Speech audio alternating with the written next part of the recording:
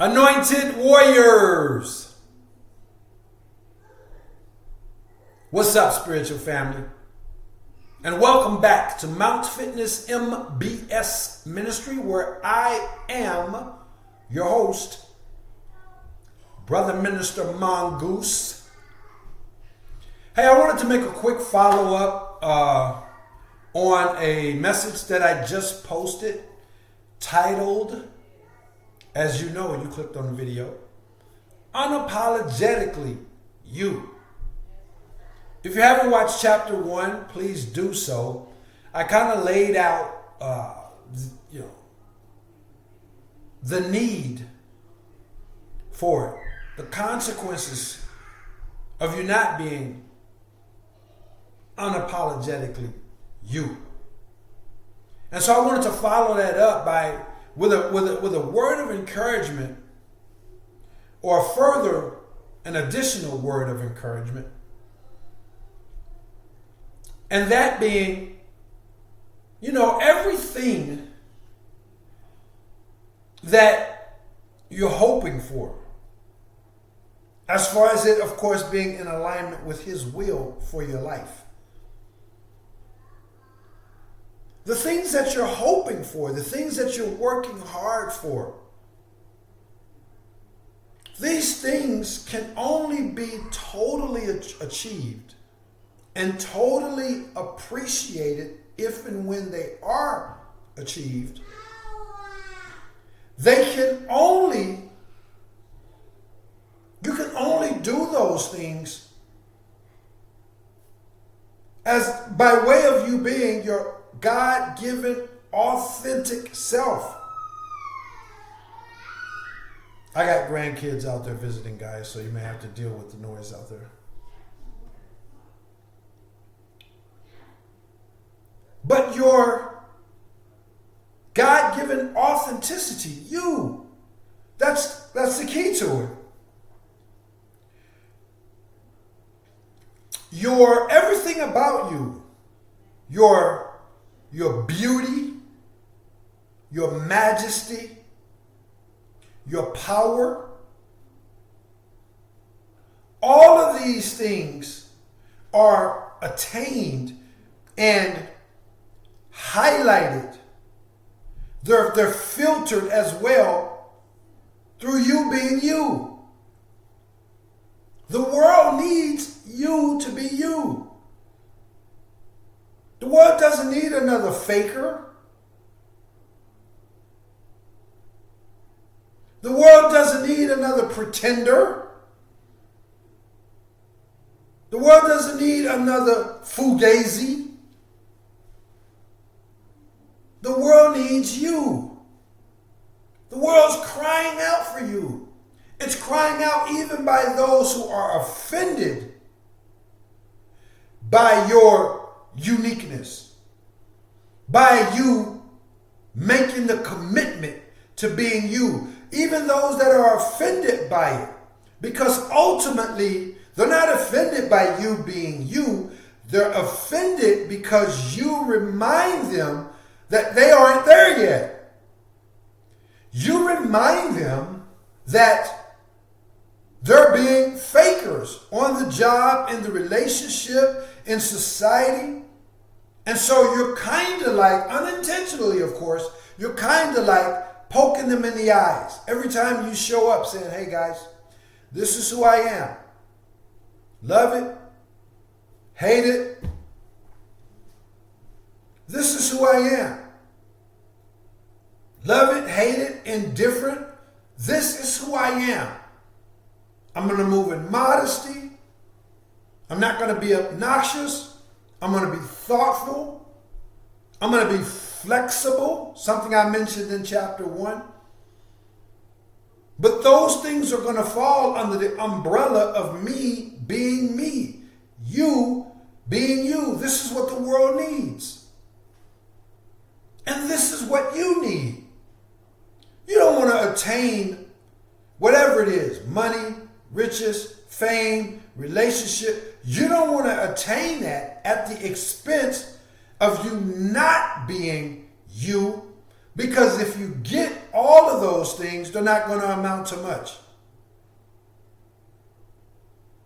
Success minus fulfillment equals failure. And fulfillment can only be attained by you being unapologetically you. So you got to know that. So that's encouragement, and that's also simultaneously a warning, which is why he moved me to make this chapter 2.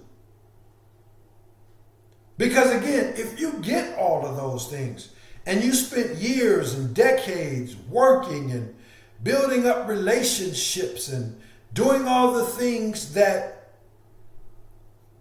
you feel that it's a part of your destiny to do, but you're acquiring those things and you're going along that path by being disingenuous, you're committing suicide of your authenticity, then you end up with those things and it's like you're standing there with a big old empty bag because there's no fulfillment.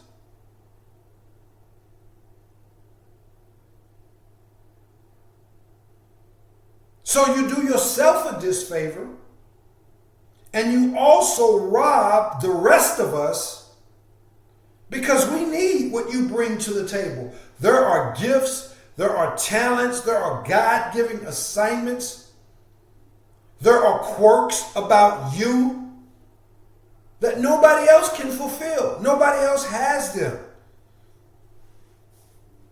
So don't cheat us. Don't rob us of what he has given you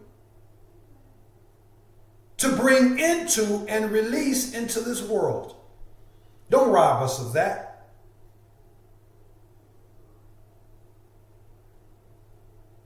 And don't cheat yourself of that.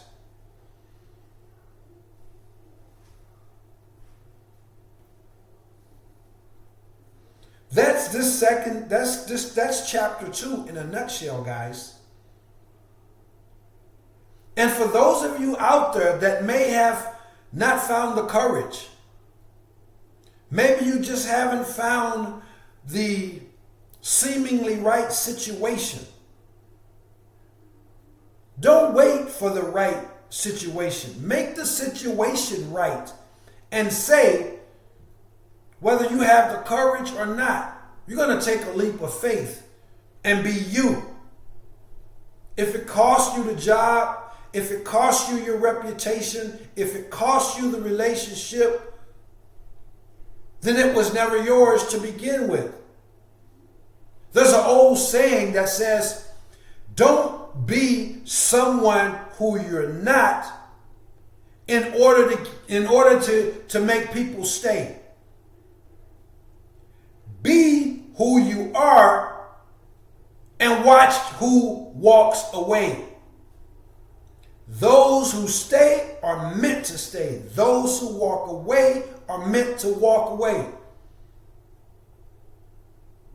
And I believe that you're the kind of person that says, hey, I'd rather live my life this way, being true to who I am, than to have all these lights and horns and bells, all these shiny objects, house, car, diamond rings, property, all these fake friends in my life. I'd rather live my life how I am and go without those things than to be a fake person and have all of those things, because you're going to realize, people end up realizing all the time that those things don't amount to a half of a hill of beans. Not even a half of a hill of beans. So there's benefits, there's consequences to yourself, to the people that's in your life, to society abroad. There's benefits and or consequences of you being unapologetically you, or you committing suicide of yourself in this realm of authentically you. Just as I mentioned in chapter 1, doesn't mean you're hey, you're headstrong to the point to where, the process has run amok. No, you realize as a learned individual that, hey, yes, there's going to be some, what we would call compromise along the way. But not compromising who I am, not compromising my integrity, not compromising my morals, not compromising my authenticity. I'll compromise because, if we all get to play music at our desk and I like AC/DC, hard metal, or I like, vulgar rap music, I'll compromise, and when I go to work, I'll listen to something else. I'll be respectful of others. I'll be respectful of my spouse. Hey, I really like to do this way. I really like to stay out to this time of day. I really like to hang out with my friends several times a week. But I'll compromise, and I'll go every other week or every weekend or whatever. You understand. I'll compromise. I'll be flexible. So we get that. And that's a part of us being true to our own selves. That's a part of it as well, because you realize that, hey, in order for me to be true to me, I'm a learned man. You're a learned man. You're a learned woman. So you know that some compromise is in there. So I'm not promoting this arrogance, this, forget everybody else, it's my way or the highway. That's only when it boils down to your God-given authenticity, your morals, your integrities. You don't sacrifice that. You don't compromise there. And you're looking at someone who has been willing to pay that price for not sacrificing. Pardon me. I was literally speaking to someone yesterday. And I mentioned, as we were conversing, that, this was an older female, someone that, she may or she may not become a client, we'll see. But either way, she's dealing with these issues where everybody wants her to be something that she's not. Everybody feels like she owes them a pampering. She owes them a pat on the back, and it's really causing her a lot of stress. But to make a long story short, I just told her that you have to be you. And as long as you know you're not bothering anybody, as long as you know you're being respectful of others, as long as you know you're willing to compromise for the sake of harmony, and you're walking in that, but you're not willing to sacrifice who you are. They think you should walk a certain way and talk a certain way and disregard, who you are. Then you just have to walk in your own shoes and let the chips fall where they may. And so you're looking at someone who, whether it's with the ministry, and people thinking, I get comments sometimes where people saying, hey man, what kind of minister are you? And look at how you dress when you're talking about God. Look at how you talk. Because again, this is a different kind of ministry. And I am a different kind of minister. So I dress a certain way. I have a certain background. I listen to rap music that may have vulgar language. You may hear me use vulgar language. Or if you scroll back some of my recent and some of my most, and some of the long since posted messages, I'll use what we call foul language. If it feels natural, if it feels organic, if it makes the sentence complete in a way, again, that's natural and organic, and it makes my point to the way that I want it to be made, I'm not opposed to using what we call foul language. I'm more committed to being my God-given authentic self. And so, yeah, when it comes to ministry, what kind of ministry are you? What kind of minister are you? Hey, the kind that he made me to be.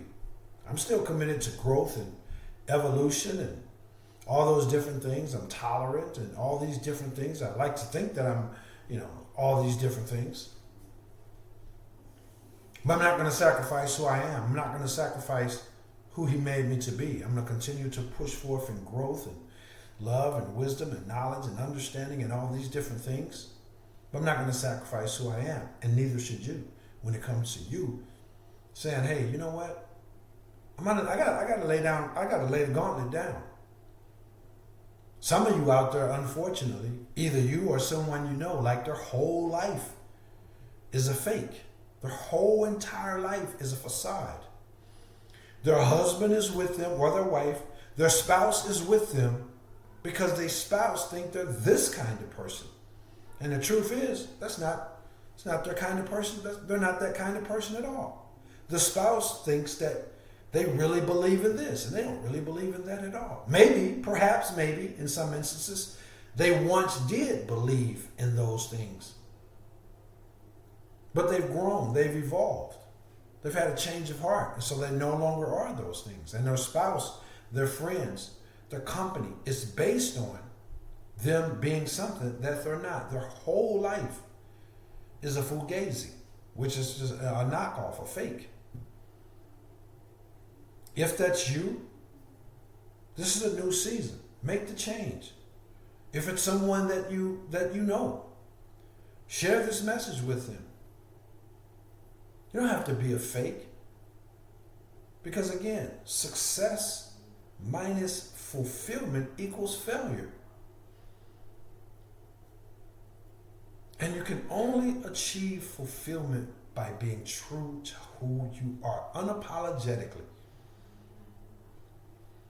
Committed to growth and evolution and, being flexible and, doing what's rational, what's reasonable in order for you to, keep the job or having a harmonious workplace or harmonious, relationship, whatever the case may be. You do what's reasonable, what's rational, to be flexible and compromise. But you're not going to compromise who you are. You should never do that. When you walk in who you are, and I'll wrap this up, when you walk in who you are, there's nothing greater, there's nothing more pleasing to him than for you to walk in who he made you. Do you realize that? Your height, your weight, your color, your gender, your past experiences, your past mistakes, your challenges, your victories.